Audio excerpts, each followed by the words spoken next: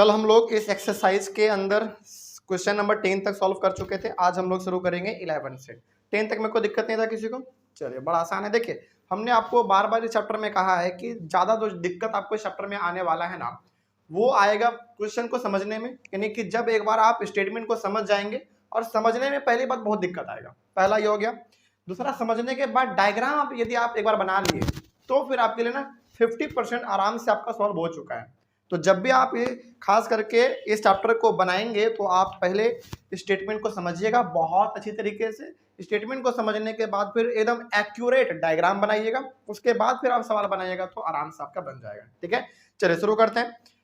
सवाल नंबर 11 को शुरू करने से पहले ना 11 के लिए एक हमारे पास फिगर दिया गया है, उस फिगर को पहले हम लोग थोड़ा सा बना लेते हैं। बेसिकली सॉल्व करने जा रहे हैं हम लोग सॉल्यूशन अपना 11 में कुछ बताने से पहले थोड़ा सा इसका पहले डायग्राम देख लेते हैं, क्योंकि इसमें डायग्राम आपका दिया गया है। चलिए, इसमें तो हालांकि एक टावर दिया गया है, तो कोई बात नहीं, हम लोग टावर नहीं तो कम से कम ऐसा तो बना ही सकते हैं।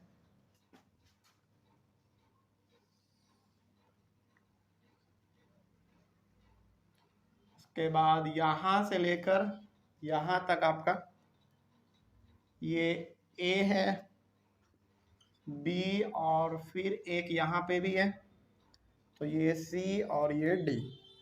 यहाँ पे एंगल बन रहा है 60 डिग्री का, यहाँ पे एंगल बन रहा है 30 डिग्री का, और यहाँ से लेकर ये है टोटल इसका दूरी 20 मीटर। चलिए ठीक है, अब थोड़ा सा इसके बारे में समझते हैं ये आखिर है किस चीज़ के बारे में डायग्राम। हालांकि आपका ये वाला डायग्राम है, लेकिन टावर हमने ऐसे बना दिया तो आप इसको ऐसे समझ जाइएगा। ठीक है, क्या कहा गया इसमें, सवाल एक बार पढ़ लेते हैं। देखिए, अ टीवी टावर, ये एक टीवी टावर है, टीवी का टावर है, stands vertically on a bank of a canal. Canal का मतलब नहर, नहर के बगल में एक लंबा सा हमारा टीवी का टावर खड़ा है। ठीक है, आगे बढ़ते हैं फिर। From a point on the other bank directly opposite the tower the angle of elevation of the top of the tower is 60 degree. यानी कि यहाँ पे आपका ये नहर है, और नहर के इस वाले कोने पे, यानी कि नहर के उस साइड में आपका ये टावर खड़ा है, और नहर के इस वाले साइड पे आपका टावर के टॉप से एक पॉइंट पे एंगल ऑफ एलिवेशन 60 डिग्री का बन रहा है। ठीक है, यानी कि आप क्या समझो, यहाँ पे बी और सी के बीच में क्या है, आपका नहर है, यानी कि वो एक कैनाल है आपका। ठीक है, तो ये आपका कैनाल है बी से लेकर सी तक। तो कैनाल के इस साइड में आपका टावर है, और कैनाल के इस साइड में आपका एक पॉइंट है जहां पे टावर के टॉप से नीचे की ओर 60 डिग्री का एंगल ऑफ एलिवेशन बनता है। ठीक है, उसके बाद फिर और आगे कहा गया इसमें, from another point 20 meter away from this point on the line joining this point to the foot of the tower the angle of elevation of the top of the tower is 30 degree. उसके बाद ये वाला जो आपने point लिया था, इससे ठीक 20 मीटर की दूरी पे दूसरा पॉइंट है, और इस पॉइंट पे भी टावर के टॉप से एंगल ऑफ एलिवेशन बनता है 60 डिग्री। ठीक है, आगे बढ़ते हैं। इसके बाद इसमें कहा गया find the height of the tower and the width of the canal. यानी कि ये जो आपका टावर है, इसका हाइट आपको बेसिकली पता करना है। ठीक है, ये बेसिकली आपको इसमें इसका हाइट पता करना है, और ये जो कैनाल है आपका ये वाला, ये भी आपको पता करना है।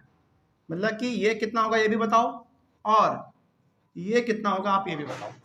ठीक है, तो सवाल समझ में आया क्या कह रहा था? सवाल सिंपल सा है। देखो, बी से लेकर सी के बीच में आप मानो एक कैनाल है, यानी कि नहर है, और नहर के इस साइड में आपका एक टावर है, नहर के इस साइड में आपका एक पॉइंट है जहां पे डिग्री 60 डिग्री का बन रहा है इसके टॉप से, और 20 मीटर की दूरी पे 30 डिग्री का बन रहा है। ठीक है, तो अब आपको इसमें बताना ये है, और हाँ, इसका दूरी दिया हुआ है 20 मीटर। बताओ कि आखिर टावर का हाइट कितना है और ये नहर का चौड़ाई कितना है।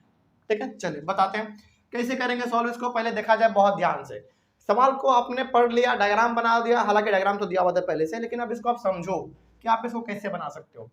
आपके पास केवल और केवल वैल्यू दिया गया है इतना, और आपसे पूछ रहा है ये, और ये पूछ रहा है आपसे, कैसे पता करोगे जरा बताओ, क्या इसमें आप कर सकते हैं? देखिए, हालांकि यहाँ पे ना आपके पास दो ट्रायंगल दिख रहा होगा, एक बड़ा वाला ट्रायंगल ABD और एक ट्रायंगल ABC। ठीक है, दो ट्रायंगल आपको दिख रहा है, लेकिन इन दोनों ट्रायंगल में आपका कॉमन क्या है? कॉमन आपका बेस है या कॉमन हाइट है? यानी कि ये टावर का हाइट कॉमन बताइए। नहीं, बेस दोनों में, हाइट दोनों में कॉमन है। इट मीन्स हमको यहाँ पे काम करना पड़ेगा हाइट के लिए। ठीक है। तो हम क्या करेंगे, यहाँ पे दो ट्रायंगल लेंगे और दोनों में पहले हम लोग हाइट के लिए काम करते हैं, ठीक है। देखते हैं। तो सबसे पहले यदि हम लोग बात करें इन ट्रायंगल, चलिए पहले हम लोग बड़े वाले ट्रायंगल का बात करते हैं, A B D. In triangle A B D, इसमें आप कितना लगाओगे, 10, 60 या 30? बड़े वाले ट्रायंगल में 30, बिल्कुल। तो इसमें आप लगाओगे tan 30 डिग्री। अच्छा, tan क्यों लगा रहे हैं हम, क्योंकि tan का होता है p बाई बी, और एंगल हमारा यहाँ पे जो सामने वाला है परपेंडिकुलर हो गया और बेस हमारा ये पूरा हो जाएगा, ठीक है। तो tan 30 डिग्री इक्वल टू होता है 1/√3, और p बाई बी होता है, तो p हमारे पास यहाँ पे ए बी है, और b यानी कि आप बेस क्या लेंगे, पूरा बड़ा वाला ट्रायंगल आपने लिया तो आपको बेस लेना पड़ेगा पूरा ये बी डी इक्वल्स टू 1/√3। और आगे बढ़ा जाए तो ए बी के जगह पे ए बी आप रहने दीजिए। ये जो हमारा बी डी है ना, यानी कि यहां से लेकर यहां तक ये हमारे दो चीज से मिलकर बना हुआ है, ठीक है। क्या क्या है जरा देखिए आप एक बार, C D plus B C, दो चीज से मिलकर बना हुआ है 1/√3। और इसमें अब थोड़ा सा वैल्यू हम लोग डाल देते हैं। सी डी का वैल्यू हमको मालूम है 20 है, तो 20 प्लस बी सी बराबर 1/√3। थोड़ा सा और इसको यदि सॉल्व किया जाए तो हम लोग इसको क्रॉस मल्टीप्लिकेशन करेंगे तो √3ab हमारे पास आएगा, और इसको कर लेंगे तो 20 प्लस bc आ जाएगा, ओके। और यहाँ पे ना हम लोग एक काम और कर सकते हैं, चलिए चलो ab का वैल्यू हम लोग इसमें निकालते हैं। ab equals to 20 plus bc divided by √3। AB का हमने वैल्यू निकाला, नहीं कि हमने ये टावर का वैल्यू निकाला, ठीक है। ये आपके पास फर्स्ट इक्वेशन है, आप इसको फर्स्ट इक्वेशन मान लीजिए। उसी प्रकार से हम लोग इधर करेंगे दूसरा ट्रायंगल, इन ट्रायंगल अब छोटा वाला ए बी सी का बात करते हैं। In triangle A B C का बात करते हैं। चलिए ए बी सी का यदि हम लोग बात करें तो इसमें हम लोग लगाएंगे tan 60 डिग्री का वैल्यू होता है √3, और इसका रेशियो p बाई बी होता है, तो p यानी कि परपेंडिकुलर, फिर से आपको ए बी लेना पड़ेगा, और b यानी कि बेस आपको केवल इसमें बी सी लेना पड़ेगा, इक्वल्स टू √3। क्रॉस मल्टीप्लिकेशन करेंगे तो आपके सामने आएगा ए बी का वैल्यू √3bc, यहाँ पे ही हो गया आपका सेकेंड इक्वेशन। अब जरा आप थोड़ा सा गौर से देखेंगे तो दोनों केस में ना आपने क्या किया है, ए बी और ए बी के वैल्यू निकाला है, और ए बी का मतलब क्या, यहाँ पे टावर का हाइट है, और ये भी ए बी का वैल्यू है, ये भी ए बी का वैल्यू है, इट मीन्स दोनों क्या होंगे, बराबर होंगे। तो हम दोनों को इक्वेट कर देते हैं। तो from equation first and second, तो पहले और दूसरे इक्वेशन को देखते हुए हम कह सकते हैं कि दोनों ए बी का वैल्यू तो दोनों आपस में इक्वल होंगे, क्योंकि टावर हमारा सेम है। तो यहाँ पे हम लोग लिख सकते हैं 20 plus B C divided by √3 बराबर हो जाएंगे √3bc। चलिए क्रॉस मल्टीप्लिकेशन हम लोग करेंगे, यहाँ पे नीचे में कुछ नहीं तो 1 दे ही सकते हैं, तो 20 प्लस bc √3 इंटू √3 3bc। आगे बढ़ा जाए, ये bc हमारा उधर जाएगा तो कितना हो जाएगा, 20 बराबर 2bc हो जाएगा, क्योंकि ये प्लस में उधर जाएगा तो माइनस में हो जाएगा। आगे बढ़ते हैं, तो ये हमारा हो जाएगा 20/2bc, यानी कि 10 मीटर बराबर bc। तो bc का वैल्यू आपने निकाल लिया 10 मीटर। bc का वैल्यू निकाला आपने 10 मीटर, मतलब किसका वैल्यू निकला बताइए, इसका वैल्यू निकला है ना, जो इसमें पूछा भी गया था। क्या पूछा गया था, find the height of the tower, tower का हाइट भी पूछा गया, वो अभी हम नहीं निकाले, लेकिन अब निकाल लेंगे।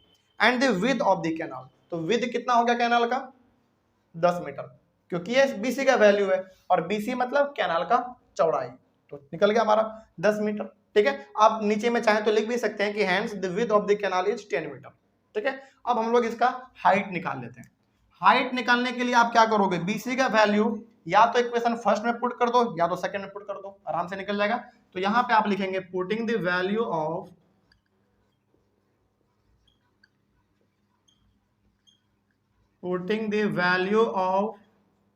BC, चलिए इक्वेशन नंबर फर्स्ट में पुट करते हैं क्योंकि हमको आसान दिख रहा है। कितना है, AB इक्वल्स टू √3bc, ये हो जाएगा √3 इंटू BC का वैल्यू आपने निकाला है 10, यानी कि ये हो जाएगा हमारा 10 √3 मीटर। तो hence A B equals to 10√3 metre, और ये ए बी का वैल्यू है, मतलब टावर का हाइट है। ठीक है, बस हो गया। तो आप नीचे में चाहे तो लिख भी सकते हैं कि hence the height of the tower is 10√3 metre. Simple. आपको दिक्कत इसमें?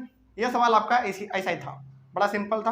बस एक बार ना आपको इसमें सवाल को समझना है, डायग्राम को समझना है, फिर आराम से बन जाता है। आगे बढ़े हम लोग। सवाल नंबर आपका 11 कंप्लीट हुआ। सवाल नंबर 12 की ओर आगे बढ़ते हैं। चलो एक बार एक काम करते हैं, इसको मिटाई देते हैं एक बार, इसका जल्दी से आप लोग बनाइए इसको। सवाल नंबर 12, आगे बढ़े।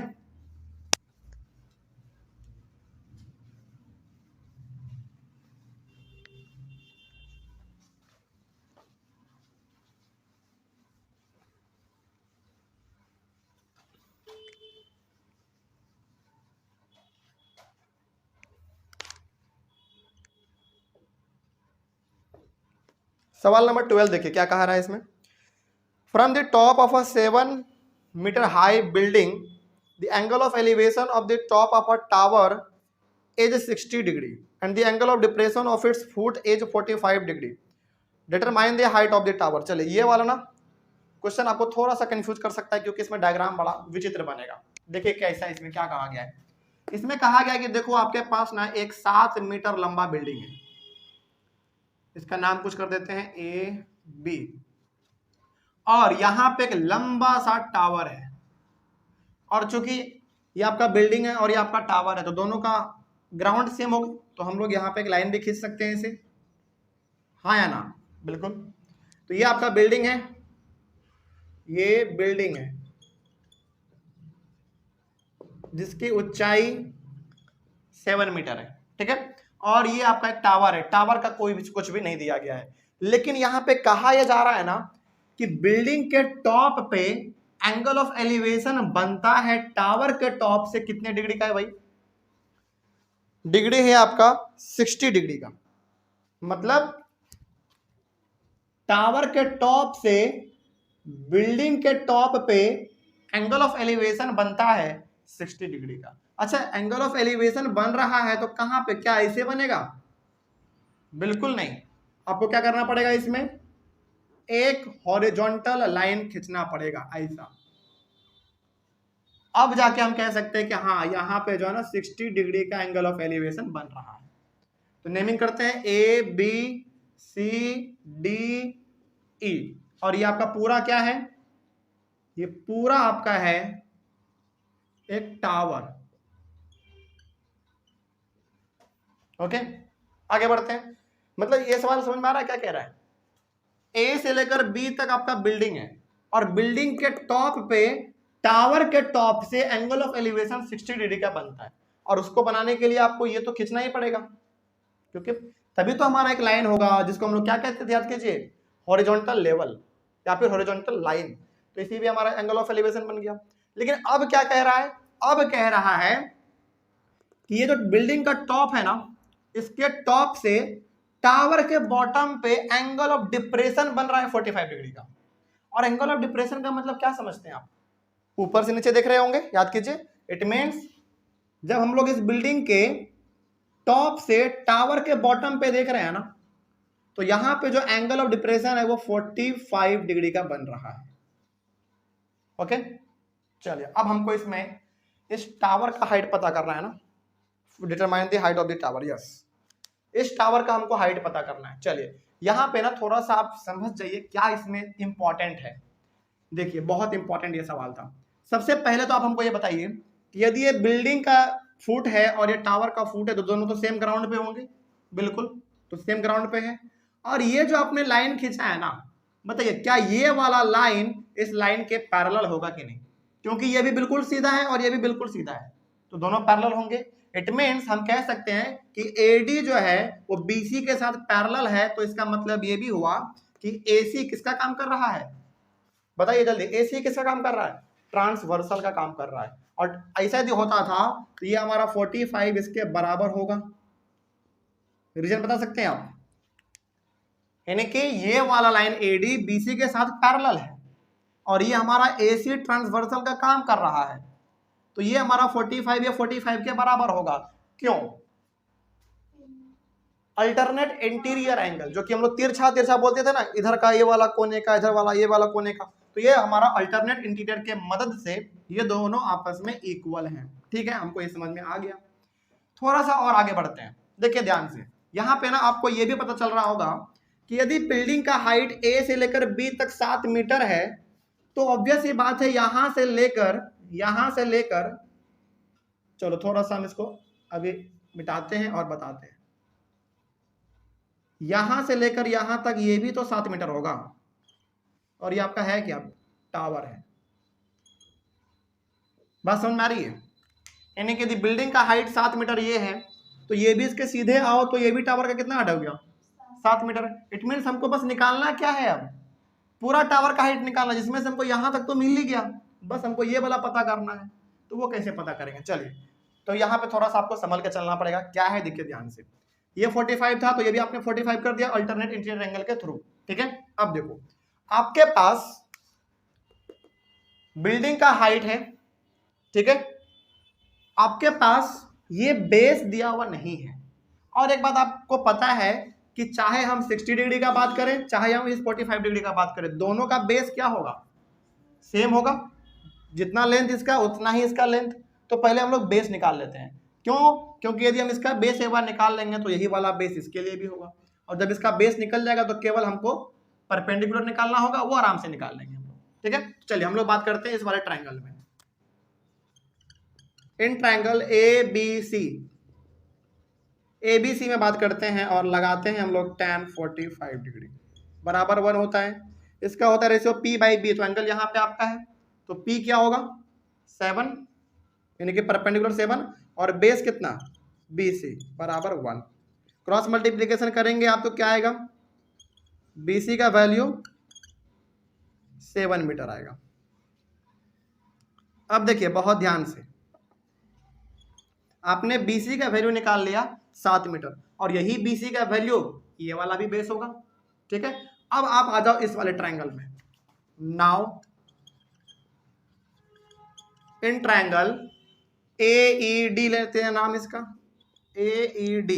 इसमें आप लगाओगे tan 60 डिग्री, जिसका वैल्यू होता है √3। इसमें अभी आप लिखोगे P/B, तो आपका एंगल यहाँ पे है, तो P क्या होगा आपका परपेंडिकुलर E से लेकर D तक होगा, या फिर आप इसको चलो ED ही रहने दो, और बेस तो आपका वही होगा 7, क्योंकि इसका बेस दोनों बराबर होगा, तो 7 बराबर √3। इसको आप क्रॉस मल्टीप्लीकेशन करेंगे, आपके पास आएगा ED इक्वल्स टू 7 √3 मीटर। यहाँ पे देखिए ध्यान से, अब यहाँ पे आपने दो चीज निकाला है। BC आपने निकाला बेस, तो आपको ये वाला बेस मिल गया, ये वाला बेस मिल गया, इसका मतलब आपको ये वाला बेस भी मिल गया, और इस बेस का इस्तेमाल करके आपने ये निकाल दिया। ठीक है, अब देखो आपके पास ये वाला वैल्यू पूरा मालूम है, इतना कितना 7 मीटर, और यहां से लेकर यहां तक अभी तुरंत आपने निकाला कितना 7 √3। तो बताइए टोटल हाइट कितना होगा टावर का, बिल्कुल total height of tower equals to, यहां पे ऐड कर देंगे हम लोग, सिंपल सा ऐड कर देंगे ED को प्लस इसको, यानी कि CD को, दोनों को ऐड कर देंगे, तो ये है आपका 7 √3 प्लस ये है केवल 7। तो इन दोनों में कॉमन आपको दिख रहा है 7 को बाहर निकाल लीजिए, बचेगा √3 प्लस 1 मीटर। बस ये हो गया आपका टावर का हाइट। देखो इसमें ना कितना कम लिखना पड़ा हमको, है ना, लेकिन ज्यादातर तो हमारा काम डायग्राम ही कर दिया है, इसलिए डायग्राम ही बनाना इसमें बहुत इंपॉर्टेंट हो जाता है। तो यहाँ पे ये चीज समझ में आया। तो टावर के टॉप से, बिल्डिंग के टॉप पे एंगल ऑफ एलिवेशन 60 का बन रहा था, और बिल्डिंग के टॉप से टावर के फुट पे एंगल ऑफ डिप्रेशन हमारा 45 डिग्री का बन रहा था। और यहाँ पे ना थोड़ा सा बनाना हमारे लिए उठपटांग लग रहा था, इसलिए हमने क्या किया, अल्टरनेट इंटीरियर मान के इसको हमने 45 कर दिया, यानी कि ये दोनों आपस में बराबर हो गए। और जब ये बराबर हो गए और हमको इसका ये परपेंडिकुलर मालूम था, तो हमने बेस निकाल लिया, और जब बेस निकल गया तो यही वाला बेस इसके लिए भी होगा, और जब इसका बेस हमको मालूम चल गया तो इसके लिए ये वाला परपेंडिकुलर निकालना हमारे लिए आसान हो जाएगा। हो गया, बस इन दोनों को हमने फिर आपस में जोड़ दिया, तो आपके पास इतना आ गया। यही था इसमें। चलिए आगे बढ़ते हैं, सवाल नंबर 12 के बाद 13 पे आइए।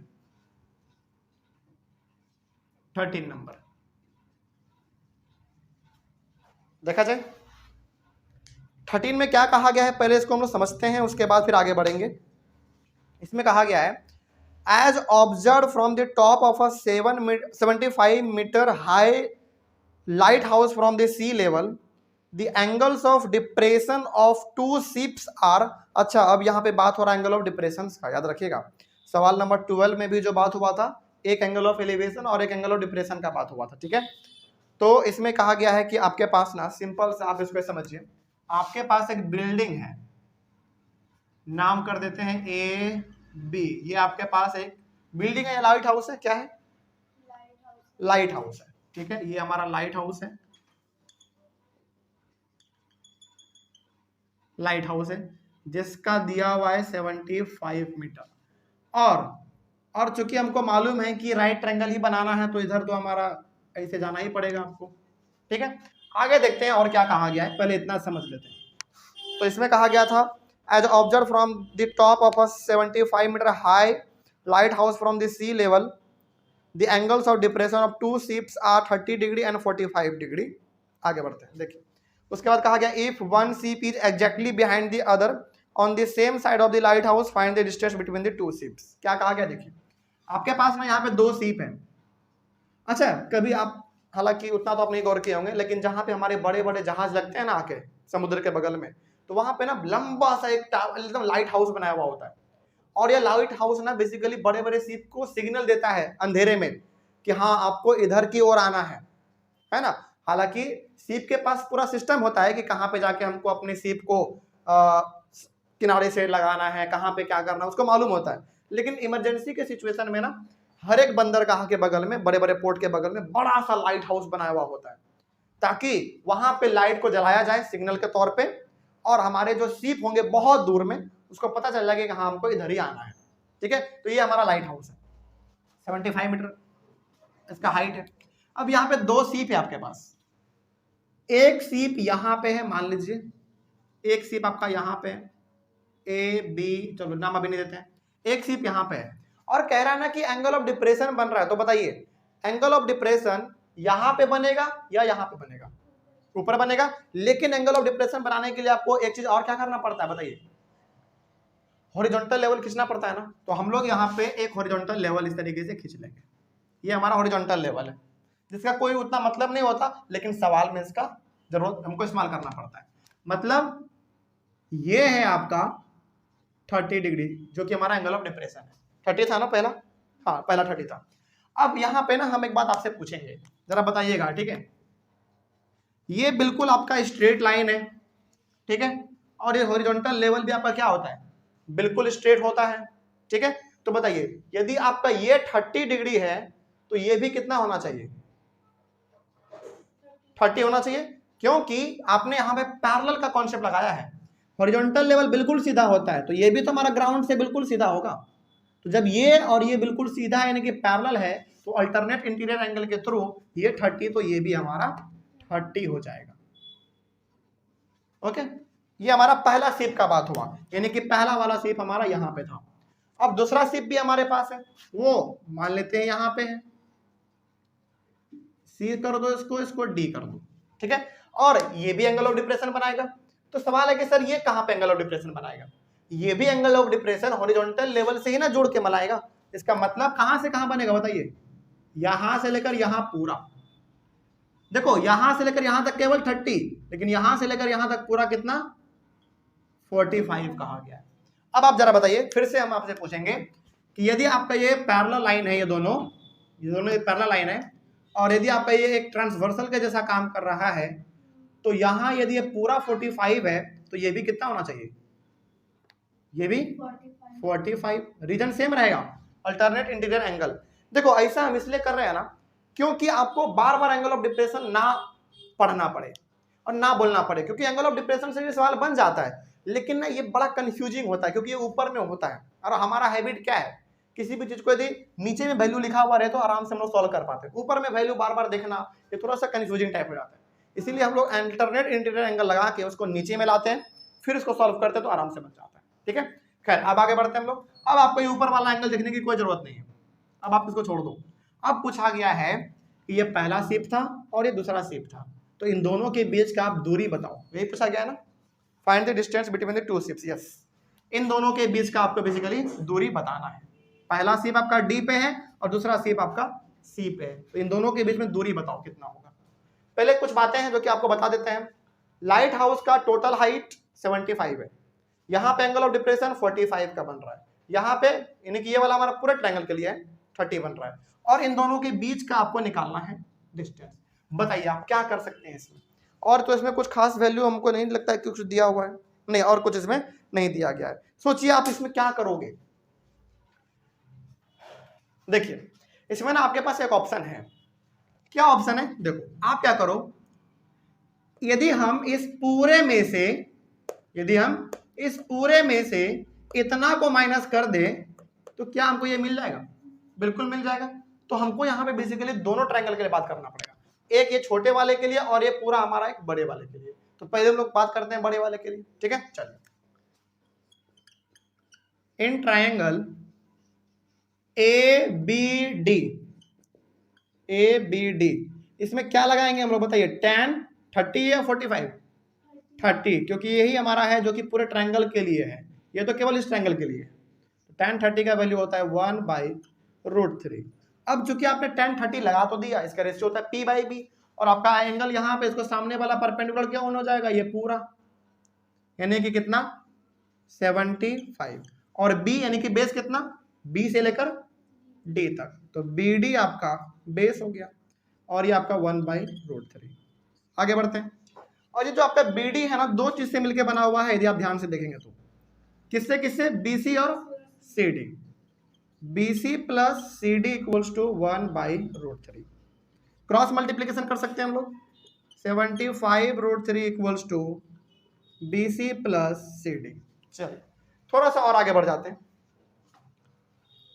इसमें हमने ये किया BC CD, चलिए इसमें हम लोग BC का वैल्यू निकालते हैं। 75√3 डिवाइडेड बाई, सॉरी, यदि आप इसमें BC का वैल्यू निकालोगे तो इसमें भी आपका BC का वैल्यू निकलेगा और ये भी BC, फिर दोनों को बार में बराबर कर देंगे तो CD हमारा निकल जाएगा। चलिए ठीक है, तो आप यहाँ पे 75√3, ये आपका CD किस में है, प्लस में, इधर आएगा तो माइनस CD बराबर BC, यहाँ पे होगा ना माइनस BC। तो ये आपने BC का वैल्यू निकाला है जो कि कितना है 75√3 माइनस CD, ये आपका पहला इक्वेशन, आप इसको मान लो। चलिए आगे बढ़ते हैं। अब दूसरे वाले ट्रायंगल का बात करते हैं। इन ट्रायंगल ABC tan 45 लगाएंगे इसमें हम लोग, जिसका वैल्यू 1 होता है और इसका भी रेशियो p/b होता है, तो इसके लिए परपेंडिकुलर हमारा क्या हो जाएगा, वही 75, और बेस इसके लिए केवल होगा BC इक्वल्स टू 1। आगे बढ़ते हैं। तो इसमें आप क्रॉस मल्टीप्लीकेशन करेंगे तो आपके सामने कितना आएगा, 75 बराबर BC, ये आपका सेकेंड इक्वेशन। अब देखो जरा ध्यान से, दोनों इक्वेशन में आपने किसका वैल्यू निकाला है, BC का वैल्यू आपने निकाला है, ये भी BC का वैल्यू है और ये भी आपका BC का वैल्यू है। चूंकि दोनों BC का है तो दोनों आपस में क्या हो जाएंगे, बराबर हो जाएंगे। तो अब यहाँ पे हम लिखेंगे now from equation first and second दोनों अब आपस में बराबर होंगे, यानी कि ये वाला कितना है 75√3 माइनस CD बराबर हो जाएंगे 75 के। चलिए ये हमारा CD माइनस में उधर कर देंगे तो 75√3 और ये हमारा इधर आएगा तो माइनस 75 बराबर CD। इन दोनों में कॉमन क्या दिख रहा है आपको, 75, तो 75 को बाहर ले लेते हैं, बचेगा √3 माइनस 1, ये मीटर में था तो मीटर CD, यही हो गया आपका आंसर। यहाँ पे आपने CD का वैल्यू निकाला है, इसका मतलब है कि दोनों सीप के बीच का आपने डिस्टेंस निकाला, कितना 75 इंटू √3 माइनस 1 मीटर। मीटर में क्यों, क्योंकि ये वाला वैल्यू भी आपका मीटर में दिया हुआ था। आपको दिक्कत इसमें, चलो ये वाला भी सवाल आप लोग जल्दी से कॉपी कर लीजिए, स्क्रीनशॉट लीजिए इसका जल्दी से। सवाल नंबर 13 के बाद 14 पे हम लोग आते हैं, और 14 में ना डायग्राम दिया हुआ है पहले से, तो आप इसको बना लो एक बार, आप लोग एक बार 14 का डायग्राम बना लीजिए जल्दी से, तब तक हम इसको मिटा देते हैं। इसका स्क्रीनशॉट पहले एक बार ले लीजिए।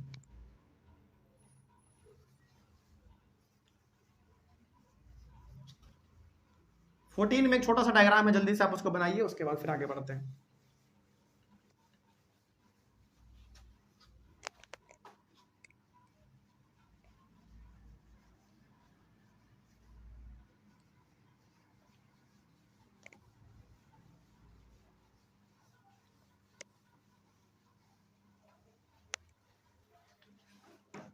Solution number 14।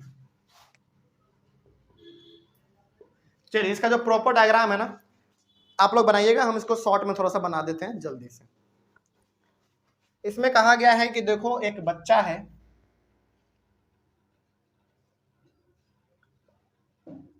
यहां पे है, और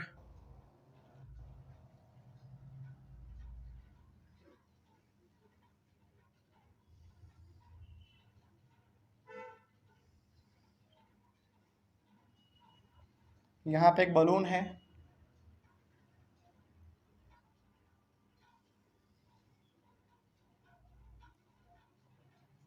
उसके बाद फिर एक यहाँ पे है,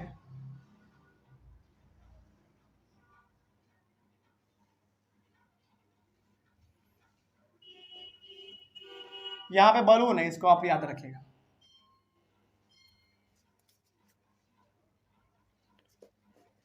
यहाँ पे ये एंगल ऑफ एलिवेशन बना रहा है 30 का, ये केवल इतना है 30, और ये पूरा है 60 डिग्री का। चलिए अब थोड़ा सा इसके बारे में बात करते हैं। और इसका जो ये पूरा हाइट है वो है 88.2 मीटर का, पूरा हाइट इसका 88.2 मीटर का है। और ये जो बच्चा है इसका हाइट दिया गया है 1.2 मीटर। चलिए अब find the distance travel by the balloon during the interval. Find the distance, हाँ ठीक। डायग्राम थोड़ा सा आप लोग बड़ा बना लीजिएगा, अपने बुक से देख के समझाते हैं। पहले ये क्या है देखिए ध्यान से। एक बच्चा यहाँ पे खड़ा था, ठीक है, उधर से ना एक बलून उड़ता हुआ आ रहा था। तो जब पहली बार इस बच्चे ने इस बलून को देखा तो इसके आंख के पास एंगल ऑफ एलिवेशन कितने का बना, 30 डिग्री का बना, ठीक है। आगे बढ़ते हैं। उसके बाद वो बच्चा उसको देखता ही रहता है कि बलून उसके नजदीक और आता जाता है। अब यहाँ पे बलून आ चुका है, यानी कि यहाँ से बलून इधर से उड़ते उड़ते यहाँ पे बलून आया। अब यहाँ पे एंगल ऑफ एलिवेशन इसके आंख के पास कितना बन रहा है, 60 डिग्री का बन रहा है, ठीक है। आपको बताना यह है कि ये जो बलून है आपका, यहां से लेकर यहां तक जब वो आया तो कितना वो डिस्टेंस ट्रेवल किया। तो बेसिकली आपको यहां से लेकर यहां तक का दूरी निकालना है। लेकिन दूरी निकालने से पहले कुछ और भी वैल्यू दिए गए हैं, उसके बारे में बात करते हैं हम लोग। इस बच्चे का हाइट 1.2 मीटर है, 1.2 मीटर है, और पूरा ग्राउंड से लेकर इस बलून तक का हाइट 88.2 मीटर है। बताइए, इस प्रकार का सवाल हमने आपको बताया था। हमको इस बच्चे के हाइट से मतलब है या बच्चे के आंख से मतलब है? आंख से मतलब है। इट मींस हमको क्या करना पड़ेगा, बलून के पूरे हाइट में से 1.2 घटाना पड़ेगा। तो कितना आएगा? अब एक्चुअल में हमारा बलून का जो हाइट है वो आएगा 87 मीटर। 88.2 में आप 1.2 को माइनस कर दो। अब एक्चुअल हाइट जो होगा वो बलून का ग्राउंड से लेकर, सॉरी ग्राउंड से नहीं बल्कि उसके हॉरिजॉन्टल लेवल से लेकर वो 87 मीटर होगा, ठीक है। अब आप 88.2 को भूल जाओ, वो आपके आप किसी काम का नहीं है। और इस बच्चे का हाइट भी आपको किसी काम का नहीं है, वो बस आपको कंफ्यूज करने के लिए दिया गया था, ठीक है। अब आपके पास हाइट है, यानी कि परपेंडिकुलर है आपके पास 87 मीटर, और एंगल ऑफ एलिवेशन आपके पास दो है, एक 30 और एक 60। आपको इन दोनों के बीच का दूरी निकालना है। चलिए कुछ नेमिंग कर देते हैं हम, जैसे इसको ए, बी, सी, डी और ये आपका ई। हमको इन दोनों के बीच का दूरी निकालना है, तो कैसे निकालेंगे जरा सोचिए। अब इसमें भी आपको सोचना ही पड़ेगा। देखिए, क्यों ना हम बी से लेकर डी तक में बी और सी को माइनस कर दें तो हमको ये मिल जाएगा। यानी कि पूरे बीडी में आपको पूरा ये बी सी माइनस करना पड़ेगा, तो आपको ये मिलेगा। मतलब यहाँ पे आपको फिर से दो ट्रायंगल के लिए काम करना पड़ेगा, ठीक है। करते हैं। तो सबसे पहले हम लोग बड़े वाले ट्रायंगल का काम कर लेते हैं। In triangle B D E ले लेते हैं। चलिए बी डी ई, और इसमें आप लगाओगे tan 30 डिग्री का वैल्यू 1/√3। अच्छा, tan 30 क्यों लगाया हमने? क्योंकि इसमें होता है रेशियो पी और बी, तो पी लगाएंगे तो हमको ये हाइट देना पड़ेगा और बी लगाएंगे तो हमको ये पूरा बेस देना पड़ेगा, और वही तो हम बेस निकालना चाह रहे हैं। और चूंकि आपने 30 लगाया पहली बार में, इसका मतलब आपको बेस कहां से कहां, बी से लेकर डी तक पूरा लेना पड़ेगा, क्योंकि इसका एंगल ऑफ एलिवेशन कितना था, केवल 30, और इसका पूरा कितना 60, तो केवल 30 के लिए काम करेंगे पहले। तो P बाई बी यानी कि परपेंडिकुलर है इसके लिए 87, और बेस इसका पूरा लेंगे बी डी यानी कि 1/√3। इसको थोड़ा सा और सॉल्व कर लेते हैं। बी डी हमारा दो चीज से मिलकर बना हुआ है, बी सी और सी डी, तो B C plus C D equals to 1/√3। इसको क्रॉस मल्टीप्लीकेशन करेंगे तो आपके सामने आएगा 87√3 equals to B C plus C D. चलिए हमको इसमें निकालना है सी डी का वैल्यू, तो हम लोग इसमें ले लेते हैं, चलिए बी सी, तो 87√3, सी डी हमारा अभी फिलहाल ये प्लस में इधर आएगा तो माइनस में हो जाएगा, माइनस सी डी बराबर बी सी। इसको आप फर्स्ट इक्वेशन मान लीजिए। उसी प्रकार से अब हम लोग बात करेंगे इस वाले ट्रायंगल के लिए, इन ट्रायंगल ए बी सी, इसमें आप लगाओगे tan 60 डिग्री का वैल्यू √3। इसमें भी हमारा P और B होगा, तो इसके लिए भी परपेंडिकुलर कितना होगा, बलून का हाइट तो सेम रहेगा, कितना 87 परपेंडिकुलर हो गया। और इसके लिए बेस क्या लेंगे आप, केवल आपने ट्रायंगल ABC लिया है तो इसका बेस क्या होगा बताइए, ABC के लिए बेस क्या होगा,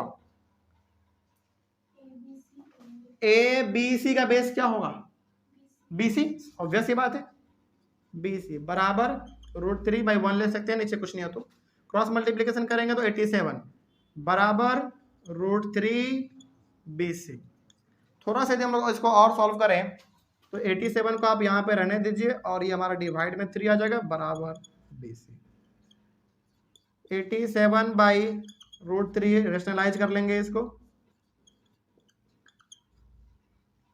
आगे, ये हो जाएगा 87√3/3 बराबर BC।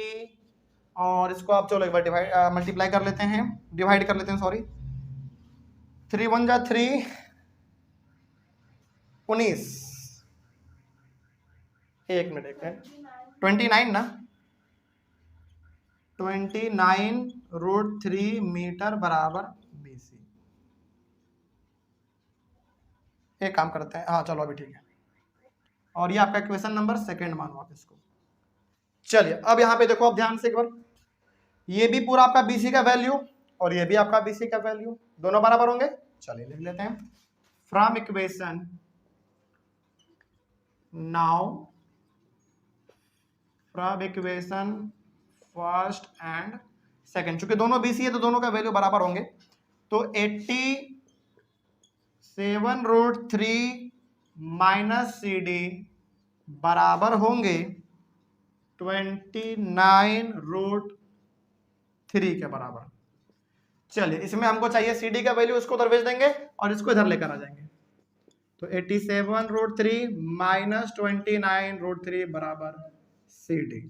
माइनस कर लेते हैं, यहाँ पे √3 87 बार है और यहाँ पे √3 29 बार है, तो चलो एक बार थोड़ा सा 87 में 29 को माइनस करेंगे, 17 में 9 हो जाएगा 8, 7 में 2 जाएगा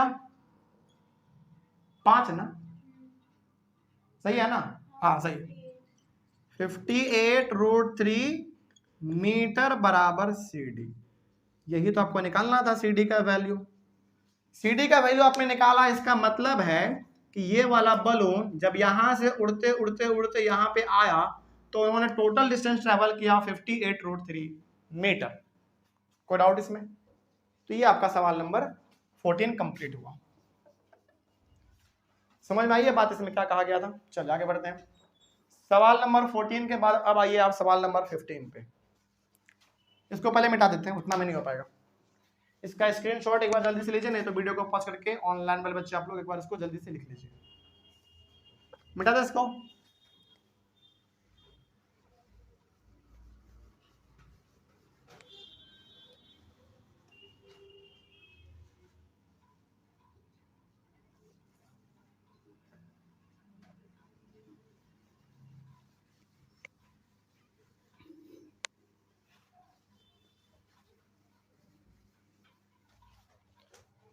सॉल्यूशन नंबर 15। चलिए देखा जाए क्या है। A straight highway leads to the foot of a tower. A man standing at the top of the tower observes a car at an angle of depression 30 degree, which is approaching the foot of the tower with a uniform speed. 6 seconds later, the angle of depression of the car is found to be 60 degree. Find the time taken by the car to reach the foot of the tower from this point. चलिए इसका मतलब क्या है समझाते हैं थोड़ा सा।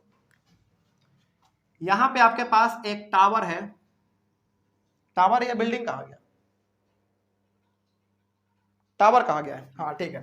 यहाँ पे आपके पास एक टावर है और चूंकि टावर है तो ऑब्वियस ही बात है ये ग्राउंड पे होगा और आपको मालूम है एक राइट एंगल ही बनाना है हमको, तो इसे थोड़ा सा कर लेते हैं, ठीक है।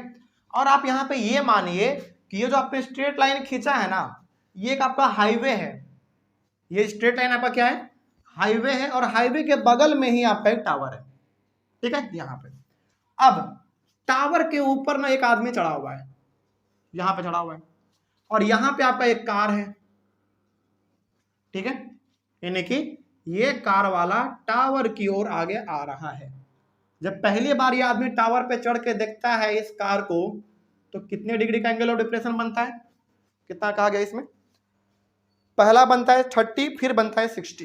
तो बताइए एंगल ऑफ डिप्रेशन का बात हुआ है, इट मीन्स आपको एक हॉरिजॉन्टल लेवल खींचना पड़ेगा यहाँ पे, बिल्कुल। चलिए अब देखिए यहाँ पे ध्यान से, तो यहाँ पे एंगल ऑफ डिप्रेशन जो पहली बार बन रहा है वो बन रहा है 30 डिग्री का। तो ऑब्वियस ये बात है, फिर से हम लोग वही कॉन्सेप्ट इसमें लगाने वाले हैं, ये वाला लाइन और ये वाला लाइन बिल्कुल हमारा पैरेलल होता है, तो ये 30, तो ये भी कितना, ये भी हमारा 30 हो जाएगा, ठीक है। पहला बात समझ में आ गया हमको। इसका नेमिंग कुछ कर दीजिए आप, ए बी, एक और लेंगे अभी हम लोग। उसके बाद ये आदमी यहाँ पे है, 6 सेकंड के बाद देखता है कि ये कार यहाँ पे आ चुका है, और अब एंगल ऑफ डिप्रेशन बनता है, यानी कि यहां से लेकर यहां तक बनता है अब 60 डिग्री। समझिएगा ध्यान से। अब इसका नाम अब सी कर दो और इसको डी कर दो। बताइए अब ध्यान से देखिए, जब ये आदमी पहली बार कार को ऑब्जर्व किया तो वो यहाँ पे था और एंगल ऑफ डिप्रेशन उसके यहाँ पे आंख के पास बन रहा था 30 डिग्री का, तो इसको हमने अल्टरनेट इंटीरियर एंगल मानते हुए हमने इसको यहाँ पे 30 लिख दिया, क्योंकि ये दोनों पैरेलल है तो ये किसका काम कर रहा होगा, ट्रांसवर्सल का, तो ये भी 30 हमारा, ठीक है। अब क्या हुआ, 6 सेकंड के बाद, यानी कि ये जब कार यहाँ पे था तो यहां से इसको आने में कितना सेकंड लगा, 6 सेकंड लग गया, तो हमने यहाँ पे 6 लिख दिया, ठीक है। अब तो जब ये आदमी देखता है 6 सेकंड के बाद, तो वो कार यहां से मूव करते करते करते वो सी पॉइंट पे आ चुका है, यानी कि ये कार बेसिकली इधर से इधर की ओर ये मूव कर रहा है, और कहां आना चाहता है, टावर के फुट के पास आना चाहता है, टावर के पास आना चाहता है। तो ऑब्वियस ये बात है, अब यहाँ पे फिर से हमारा यदि एंगल 30 डिग्री था तो ये भी हमारा 30 होगा, और ये पूरा आप एंगल ऑफ डिप्रेशन 60 है, तो बताइए 60 हमारा कहाँ पे होगा, अब यहाँ पे होगा। और रीजन क्या देंगे इसमें भी आप, अल्टरनेट इंटीरियर एंगल, ठीक है। अब इसमें आपको बताना क्या था, थोड़ा सा ये भी समझ लीजिए। Find the time taken by the car to reach the foot of the tower from this point. देखिए यहां से लेकर यहां तक कार को आने में कितना सेकंड लगा, 6 सेकंड। तो बताइए कि सी पॉइंट से लेकर बी पॉइंट तक, यानी कि सी से टावर के फुट तक कार को आने में कितना समय लगेगा, ये हमको पता करना है। चलिए, यानी कि बेसिकली हमको यहां से लेकर यहां तक में कितना समय लगा ये हमको पता करना है। एक बात बताइए, ये 6 सेकंड क्या है, मीटर या सेकंड, सेकंड है, सेकंड है, तो यहाँ पे भी हमको सेकंड निकालना पड़ेगा। कैसे निकालेंगे जरा सोचिए। अब आप ऊपर वाला एंगल ऑफ डिप्रेशन को भूल जाओ, वो कंफ्यूज करने के लिए होगा अब आपको, बस उसको भूल जाओ। आप इसको ऐसे देखो और इसको आप एंगल ऑफ एलिवेशन मान के आप बनाओ, अब आपसे बन जाएगा। देखिए यहाँ पे भी ना आपको चूंकि, अच्छा ये टावर का हाइट दिया हुआ था कितना है, टावर का हाइट नहीं दिया हुआ, चलिए कोई बात नहीं, देख लेते हैं। नहीं दिया हुआ है, कोई दिक्कत नहीं है, लेकिन दोनों में टावर का हाइट क्या होगा, कॉमन होगा, एक ही होगा, क्योंकि दो ट्रायंगल हमारे पास है, एक ये वाला और ये हमारा पूरा बड़ा वाला, यानी एक ट्रायंगल ए बी सी और एक ट्रायंगल ए बी डी, दोनों का ट्रायंगल के लिए हाइट सेम रहेगा। तो पहले हम लोग बात, और एक बात और, यदि हम बी से लेकर डी तक का वैल्यू निकाल दे और इस 6 को माइनस कर दे तो हमको ये मिल जाएगा। तो पहले बड़े वाला आपको निकालना पड़ेगा, यानी कि पहले हम लोग बात करते हैं बड़े वाले ट्रायंगल का। In triangle A B D का बात करते हैं। इसमें आप कौन सा लगाओगे, 10 30 या 60? बड़े वाले, हाँ 10 30 डिग्री इक्वल्स टू 1/√3। तो इसका होता है P बाई बी। तो P बाई बी यानी कि P हमारा तो ये परपेंडिकुलर होगा, तो चलिए इसको हम लोग ए बी मान लेते हैं, और B यानी कि बेस हमारा पूरा हो जाएगा B से लेकर D तक, बराबर 1/√3। क्रॉस मल्टीप्लीकेशन करेंगे तो √3AB आएगा बराबर BD।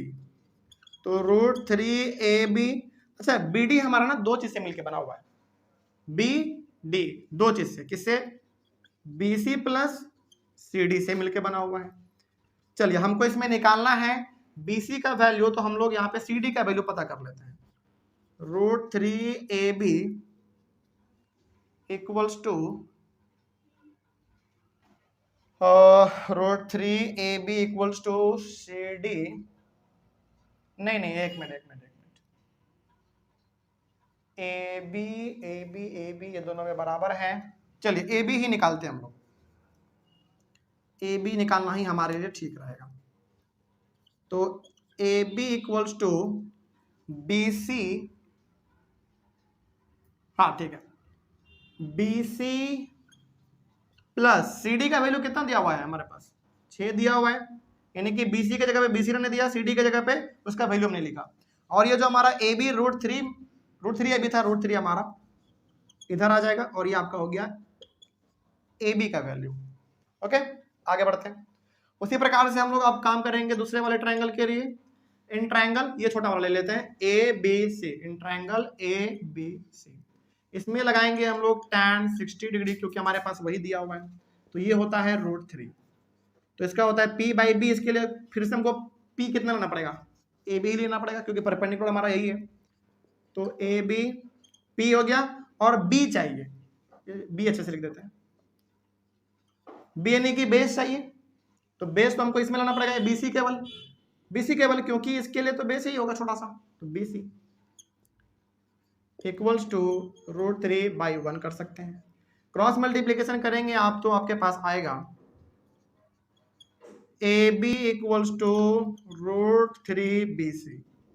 इसमें भी चलिए हम लोग AB का वैल्यू, चलो यहाँ पे भी आपने निकाल चुके हैं आप, ये आपका इक्वेशन नंबर 2 हो गया। अब देखो ध्यान से, ये भी AB का वैल्यू है, और ये भी हमारा AB का वैल्यू है, और AB मतलब हाइट, और दोनों ट्रायंगल के लिए हाइट हमारा क्या है, सेम है। इट मीन्स ये वाला AB का वैल्यू इस वाले AB के वैल्यू के बराबर होंगे। चलिए दोनों को हम लोग यहाँ पे कर लेते हैं। Now from equation first and second, first है BC प्लस 6/√3 बराबर हो जाएंगे √3BC के। चलिए यहाँ पे भी आपको कुछ नहीं दिख रहा है, तो सिंपल सा क्रॉस मल्टीप्लीकेशन दिख रहा है, इस पूरे को करेंगे तो आपके सामने आएगा BC प्लस 6, और √3 इंटू √3 कितना, 3BC। और एक काम कर लेते हैं, चलिए इसको आप उधर भेज दो, 6 को इधर रहने दो, 3BC माइनस BC, यहाँ पे आ जाओ फिर अब। चलो कोई बात नहीं, यहीं पे कर लेते हैं, यहाँ पे हमारे पास हो जाएगा, चलो कोई बात नहीं, नीचे में शायद नहीं दिख रहा होगा इसीलिए। तो 6 इक्वल्स टू 2BC, 3 में से एक घटा के तो 2, और 6/2BC यानी कि 3 सेकेंड बराबर BC। यहाँ पे आपने सेकेंड क्यों लिखा, क्योंकि आप टाइम निकाल रहे थे। तो अब इसका मतलब क्या समझना है आपको, यहाँ पे इसका मतलब ये समझना है कि जो BC आपने निकाला, यानी कि ये जो निकाला वो 3 सेकेंड है। इसका मतलब ये कार यहां से लेकर यहां तक आता है 6 सेकेंड में, और यहां से लेकर टावर के फुट तक आने में उसको मात्र 3 सेकेंड लगेगा। ठीक है, तो इस तरीके से आपका, अब गलती से भी यहाँ पे आप 3 मीटर मत लिख देना, क्योंकि मीटर का बात नहीं हुआ है, यहाँ पे सेकेंड का बात हुआ था, ये 6 वाला, तो यहाँ पे हमारा भी सेकेंड ही आएगा। चलिए इसको आप लोग एक बार कॉपी कीजिए, और सवाल नंबर 15 आपका कंप्लीट हुआ। सवाल नंबर 16 देखिए, पुराना वाला एनसीईआरटी बुक जिसके पास है उसमें ना सवाल नंबर 16 भी दिया गया है जो कि आपके सिलेबस से बाहर है। ठीक है, तो पुराने वाले बुक में जिसके पास सवाल नंबर 16 है आप उसको कट कर लीजिए क्योंकि वो इस बार आपको सिलेबस में नहीं पढ़ना है। ठीक है, और जिसके पास नया वाला एनसीईआरटी बुक है उसको तो फिर सोचना ही नहीं है, उसमें 16 नंबर दिया ही नहीं हुआ है। ठीक है, तो इस तरीके से क्या हम लोग समझ सकते हैं कि चैप्टर हमारा ये कंप्लीट हुआ। बिल्कुल, देखिए हालांकि इस चैप्टर को हमने आपको अच्छी तरीके से बताया, ठीक था, हमने बता दिया आपको, आपने बनाया, अच्छी बात है। लेकिन मेरा सुझाव इस चैप्टर को लेकर ना आपसे ये रहेगा कि जब भी इस चैप्टर के, खास करके इस चैप्टर के सवालों को आप बनाएंगे, देखो इस चैप्टर में जितने भी सवाल है ना सब आसान है, लेकिन दो ही चीज आपको करना है। पहला चीज, आपको सवाल बहुत धीरे धीरे और आराम से पढ़ना है, पहला। दूसरा, आपको इसका डायग्राम एक्यूरेट बनाना है। ये दो चीज यदि आप एक बार कर लिए, और तीसरा चीज और भी है, तीसरा चीज ये हो गया, आपको इसमें वैल्यू याद रखना पड़ेगा, ज्यादा नहीं, साइन कॉस और टेन का आप 30 का 45 का और 60 का याद रख लो, इतना से आपका काम बन जाएगा। ठीक है, इतना यदि आप करते हैं तो आराम से आपका बन जाएगा। चैप्टर बड़ा आसान है, बस आपको सवाल पढ़ना है, डायग्राम अच्छे से बनाना है और सही वैल्यू पुट करना है, बस। तो क्या मेरे तरफ से ये चैप्टर कंप्लीट समझा जाए? चलिए, अब आपके पास जो भी बुक है, R S Agarwal, R D Sharma, NCERT, जिससे भी आप बनाते हैं उससे आप बनाइए। कहीं पे दिक्कत होगा आप लोग क्लास में आके पूछिएगा और आप लोग एक बार कमेंट कीजिएगा। तो हम लोग मिलेंगे अपने अगले वाले क्लास में एक नए चैप्टर के साथ और एक नई शुरुआत के साथ। तब तक के लिए thank you very much and have a nice day.